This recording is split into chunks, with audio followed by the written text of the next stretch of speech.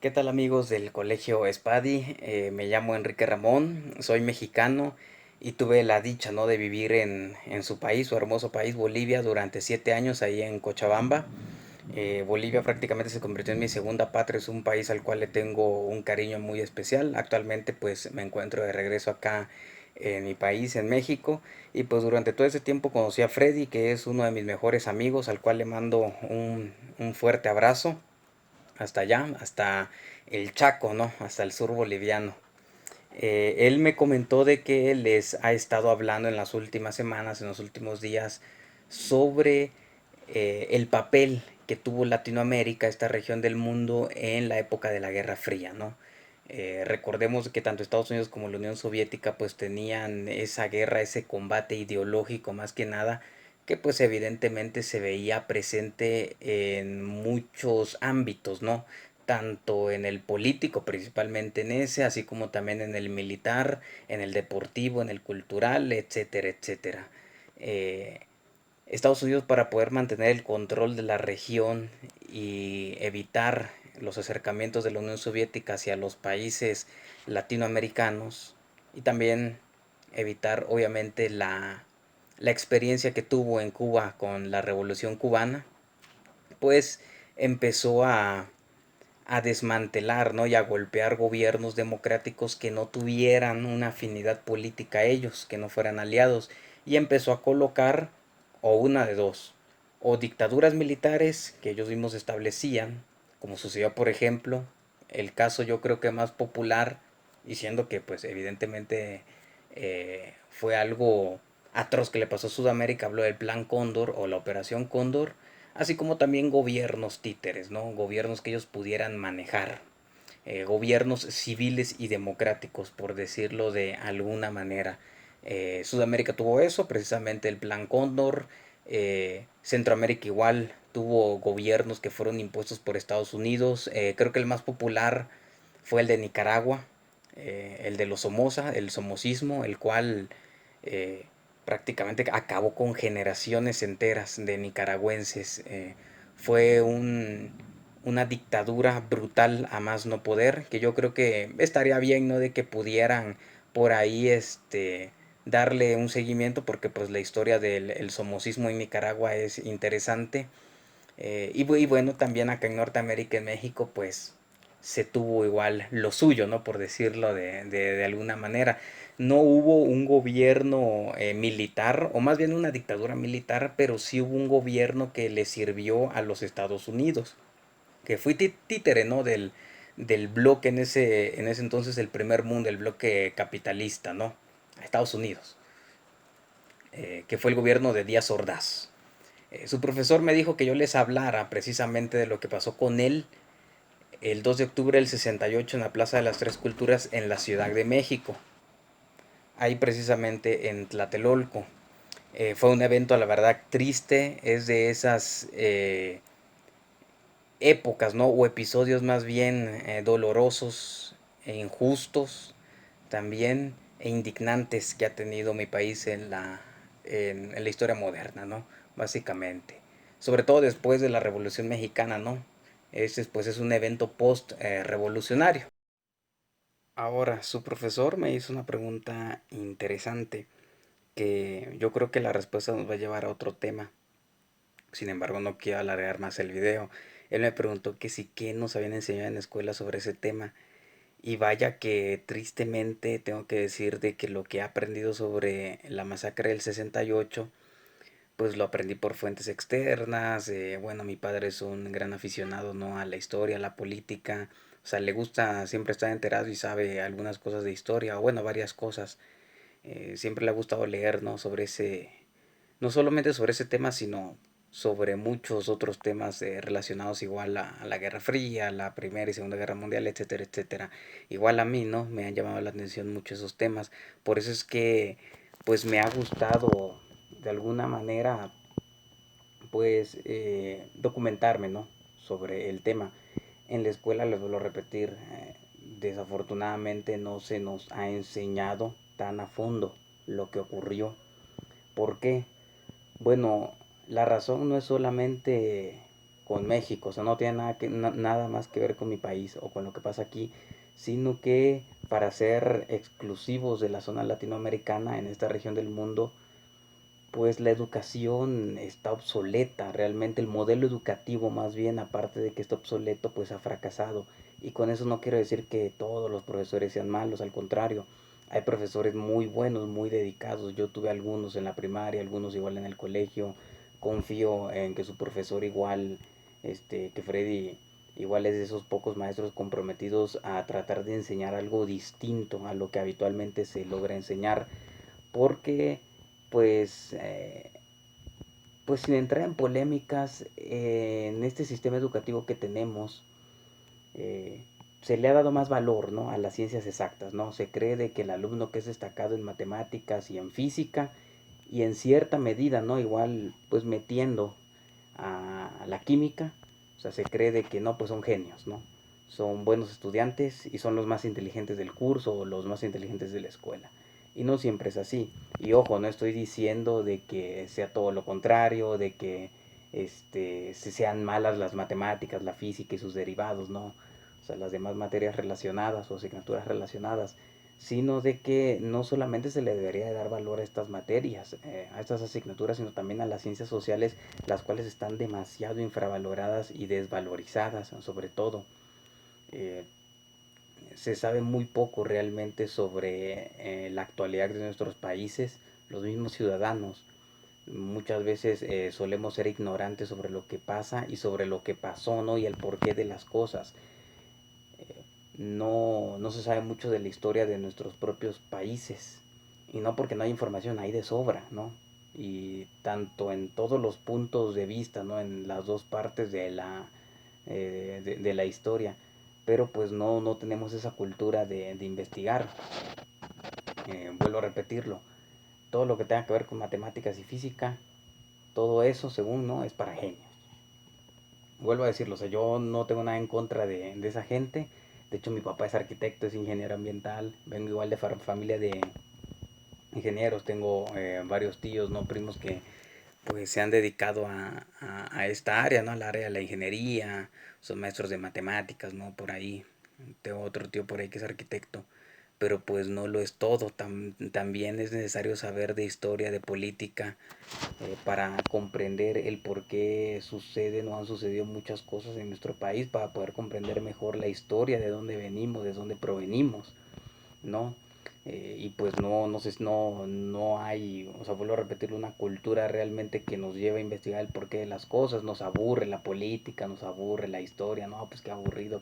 A mí no me gusta nada de eso de los congresistas, diputados, no me gusta nada de eso de los presidentes, es aburrido. Y ese es un problema social. O sea, las ciencias sociales se les tiene que dar un énfasis y una importancia, yo creo que mayor a las demás asignaturas en la escuela, porque precisamente por esa falta de conocimiento es que luego se cometen errores a la hora de elegir a gobernantes.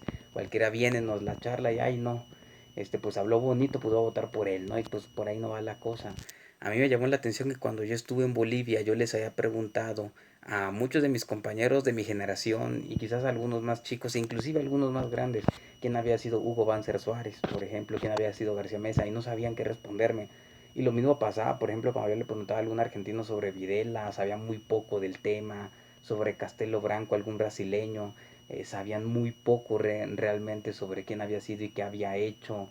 Inclusive a chilenos, ¿no?, sobre Augusto Pinochet, que yo creo que de la Operación Cóndor ha sido la dictadura más popular con respecto a que ha sido conocida, ¿no? Una popularidad con respecto a que en muchos otros países se supo quién era él. Y también habían chilenos que sabían poco realmente sobre la historia de Augusto Pinochet. Eh, y lo mismo, ¿no?, con gente de otros países, ¿no? No conocían muy bien su historia, les aburría. Y pues sí es necesario darle énfasis a eso. Entonces la respuesta, antes de platicarles así en brevedad, sin irme luego igual tan lejos o tardarme más con los videos, es que no nos enseñaban. Tal vez fueron pocos los profesores quienes nos hablaron del tema del 2 de octubre del 68. Ahora bien, vamos a centrarnos en lo que pasó ese día. Pero quisiera dar un contexto un poco más general. El presidente en ese momento era Gustavo Díaz Ordaz, uno de los personajes más nefastos, funestos, y desgraciados que pudo haber tenido México en su historia. Él pertenecía al PRI, al Partido Revolucionario Institucional. No nos vamos a meter más en temas sobre la historia de este partido, solamente que en México gobernó desde 1930 hasta el 2000 de manera consecutiva, 70 años, y luego gobernó del 2006 al 2012, igual un sexenio, una administración completamente funesta, desagradable, corrupta, donde hubieron miles de muertos en la época de Peña Nieto. Pero hablando de Gustavo Díaz Ordaz, pues bueno, vuelvo a repetirlo, fue de los peores presidentes que México pudo haber tenido en su historia. Hoy en día una pequeña minoría quizás en México es seguidora, ¿no?, de este personaje tan desagradable. Pero sí fue un presidente autoritario y opresor, el cual le sirvió, o sea, fue sirviente completo y totalmente de Estados Unidos. Tiempo después se descubrió, al revelarse archivos del gobierno de los Estados Unidos, que él era informante de la CIA y que precisamente la CIA, la Agencia Central de Inteligencia, lo había entrenado también. Entonces, pues él básicamente era un agente, no voy a decir extraoficial, pero sí muy encubierto, por definirlo de alguna manera, del gobierno estadounidense. Y no solamente fue él, dos presidentes anteriores a él, como lo fue López Mateos y Ruiz Cortines. Ruiz Cortines fue primero que López Mateos, pero fueron dos presidentes que fueron prácticamente los antecesores de Díaz Ordaz, igual fueron informantes de la CIA, ¿no? Fueron presidentes que igual le trabajaron al gobierno de los Estados Unidos. El PRI fue de las peores desgracias que pudo haber tenido México. No siempre fue así. En realidad, en sus inicios tuvo buenos presidentes. Por ahí se pueden rescatar a Lázaro Cárdenas, que para mí fue el mejor presidente en la historia de México. Quizás en la actualidad pudiera competir con López Obrador. Está igual Manuel Ávila Camacho, que igual fue buen presidente. Pero de Miguel Alemán, que fue el que sucedió, o fue el sucesor, ¿no?, de Ávila Camacho. Los otros dos, quienes fueron, como ya les dije, Cortines y López Mateos, fueron ya presidentes que pues tenían una ideología que pues le servía más a los Estados Unidos, ¿no? Y pues bueno, después de ello llegó Díaz Ordaz, como ya se los había mencionado, y él fue precisamente el autor de esta masacre. Ahora, ¿qué fue lo que pasó?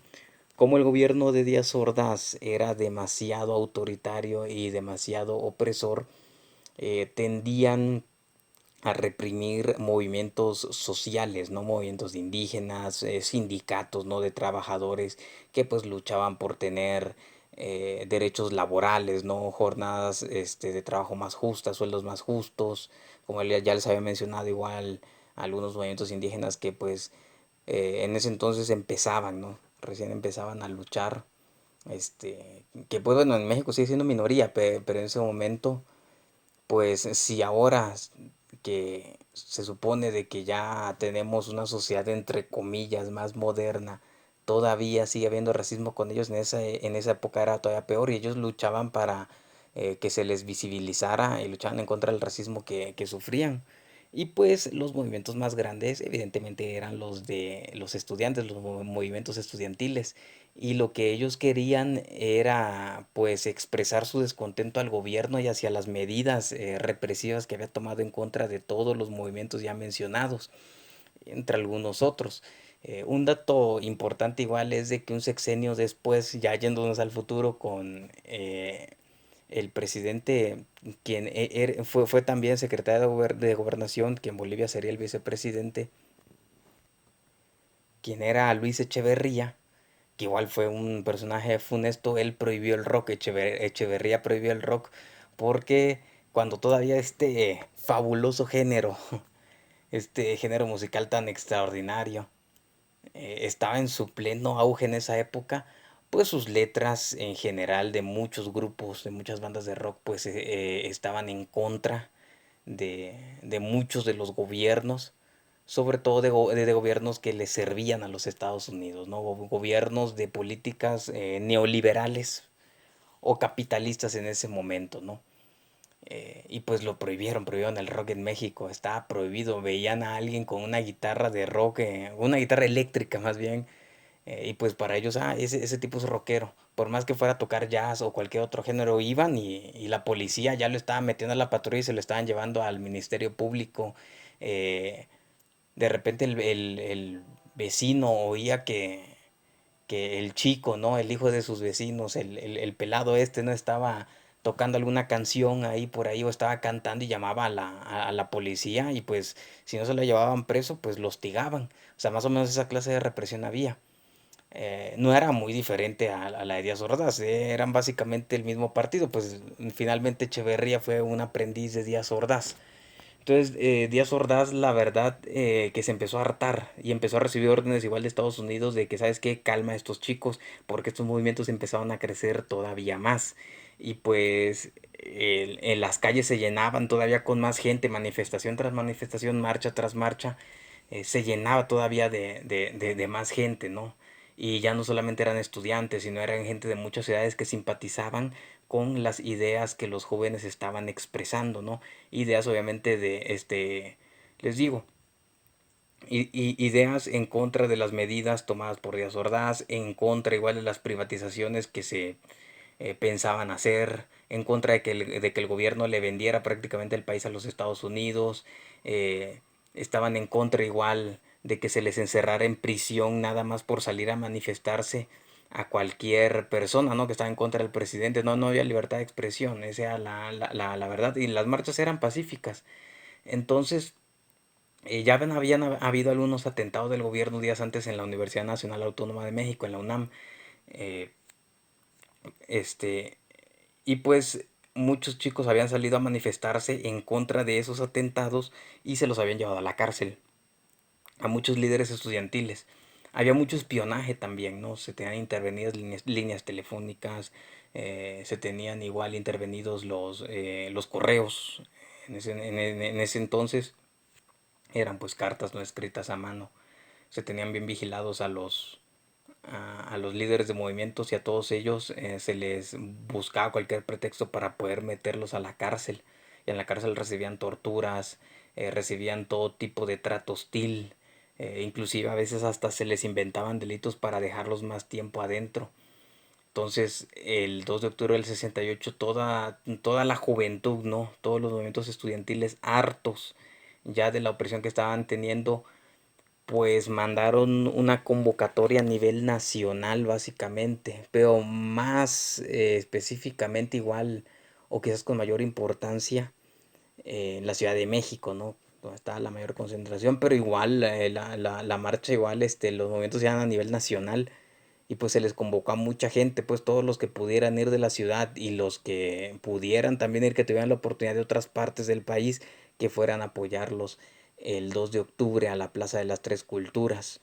¿Qué es lo que iban a pedir? Número uno, la disolución del grupo de granaderos, que serían los antimotines, los policías que estaban preparados y entrenados para reprimir las marchas y las manifestaciones, la liberación de presos políticos, la indemnización igual a víctimas del gobierno de Díaz Ordaz, o sea, la gente que había muerto y la gente encerrada, pues todos ellos se estaba reclamando que a ellos se les pudiera dar una indemnización económica o a sus familias en todo caso, en caso de los muertos. Igual eh, se había pedido igual la renuncia del director de la policía de la Ciudad de México, porque pues él era uno de los brazos armados prácticamente del presidente, por más que fuera de carácter estatal, vamos a decirlo, pues igual servía fielmente al gobierno federal, al gobierno del presidente, y pues se está pidiendo su renuncia. Esas eran algunas cosas, ¿no? De las más importantes en las cuales estaban pidiendo, y en especial que no se le encerrara a nadie más por expresarse libremente. Y todo hasta ese punto estaba bien, o sea, su pliego petitorio y todos sus reclamos, que vuelvo a hacer énfasis, eran de manera pacífica, estaban orquestados de buena manera, o sea, sin ningún tipo de conveniencia, sino pues ellos estaban pidiendo justicia. Entonces, ese día todos salieron, básicamente, a la Plaza de las Tres Culturas. No esperaban que se llenara demasiado. La presencia militar que había en las calles en ese entonces de la Ciudad de México era demasiado notoria. O sea, la ciudad estaba militarizada. ¿Y cuál pretexto utilizaron?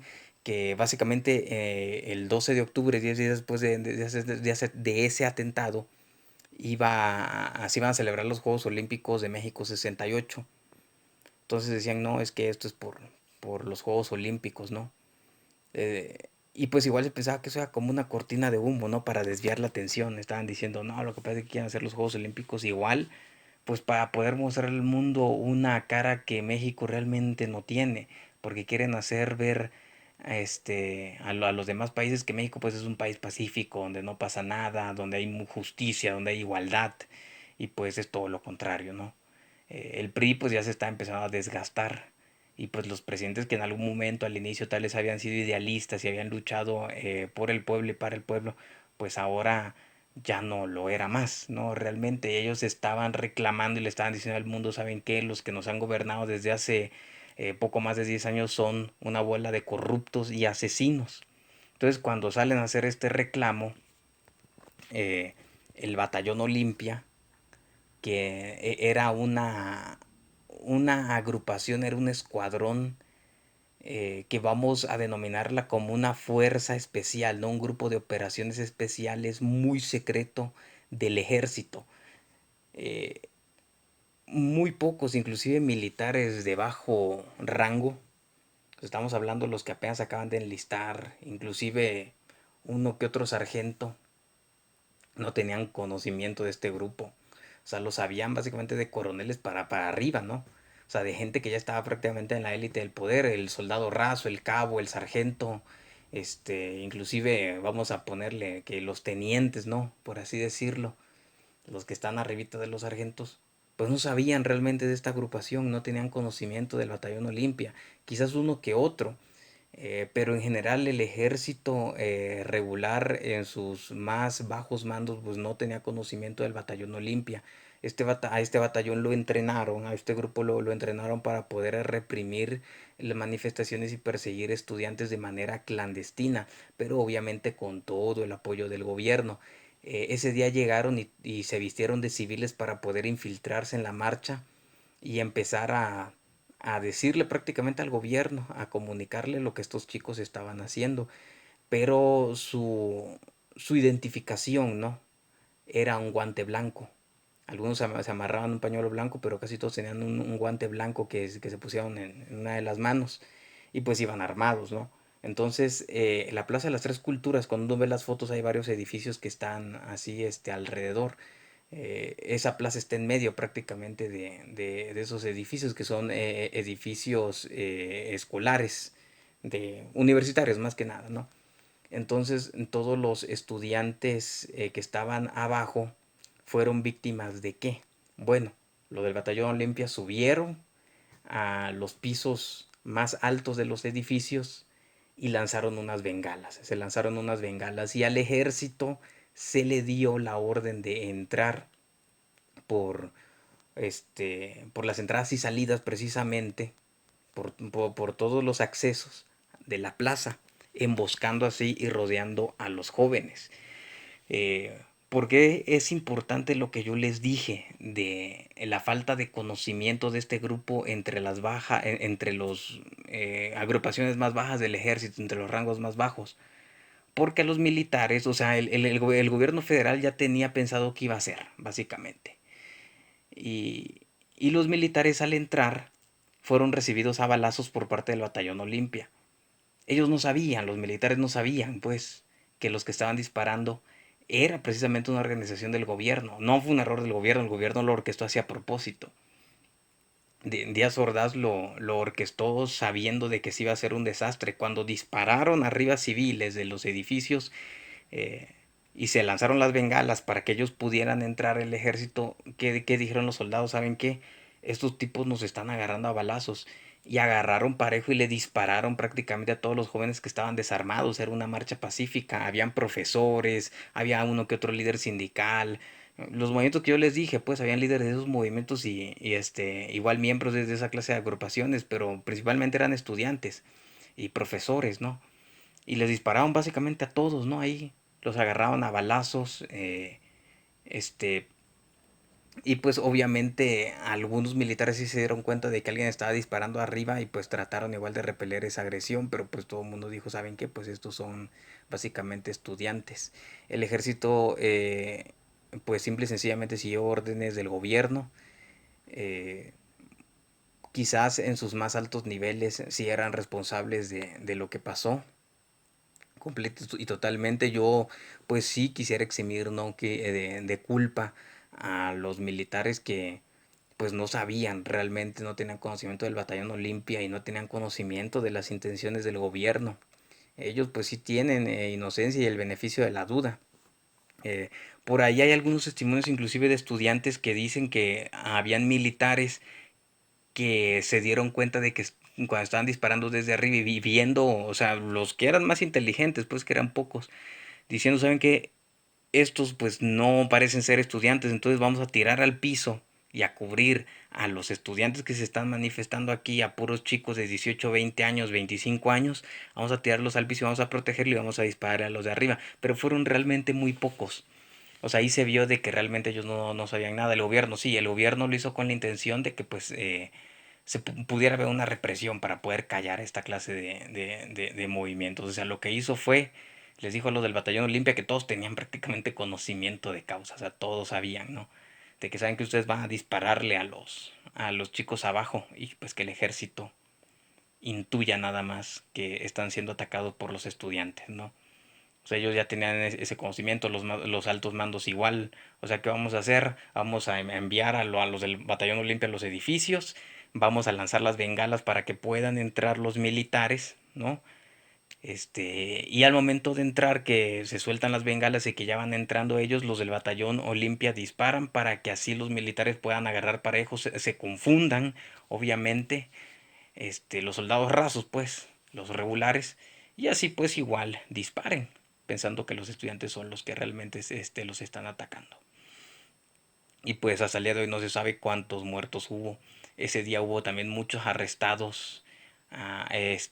Hubo pues mucha tortura realmente, porque a muchos chicos hubo más de 1000 detenidos. Muchos estudiantes se los llevaron a campos de detención, se los llevaron a centros de arresto, algunos de ellos clandestinos. Les vuelvo a repetir, no se sabe cuántos muertos hubieron con exactitud, no se sabe hasta el día de hoy. Inclusive después de que agarraron a los chicos que ya los tenían sometidos y arrestados, ejecutaron a muchos, también los ejecutaron. Por ahí se dice igual de que fueron a la costa del Pacífico, a Guerrero, a los cuarteles militares que habían ahí y incineraron algunos cuerpos y los que no, pues los botaron al mar, a los cadáveres. Y a muchos pues los encerraron inclusive sin hacerles un proceso penal justo, pues, un proceso judicial con justicia.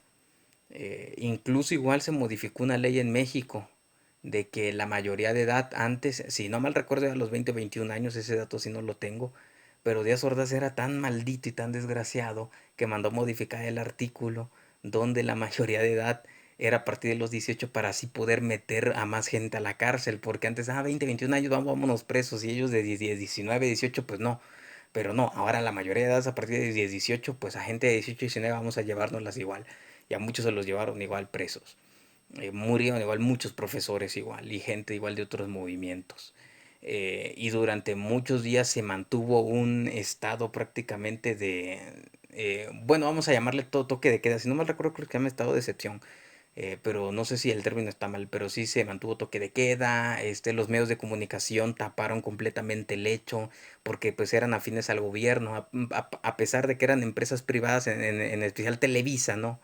Que ha sido una de las columnas o que fue más bien en su momento una de las columnas más importantes de comunicación y de difusión del gobierno. Era un canal del gobierno más prácticamente, solo que privado. Ahí sí van los impuestos prácticamente del gobierno. El gobierno les pagaba a los de Televisa prácticamente para que hablaran bien de ellos y pudieran decir lo que ellos quisieran. Entonces ellos ocultaron básicamente todo porque tenían muy monopolizada la industria de la comunicación en ese momento. O sea, ellos solamente decían lo que querían. Y pues bueno, Díaz Ordaz, la verdad, con cinismo, después de eso, él hasta felicitaba a militares, a altos mandos de que qué bueno que hicieron esto, ahí tienen sus muertitos, le decía a los demás estudiantes ahí para que sigan igual hostigando al gobierno, ya hemos llegado a límites excedidos. Cuando terminó su mandato dijo que el mejor año que él vivió fue el año del 68, que fue donde más represiones hubo.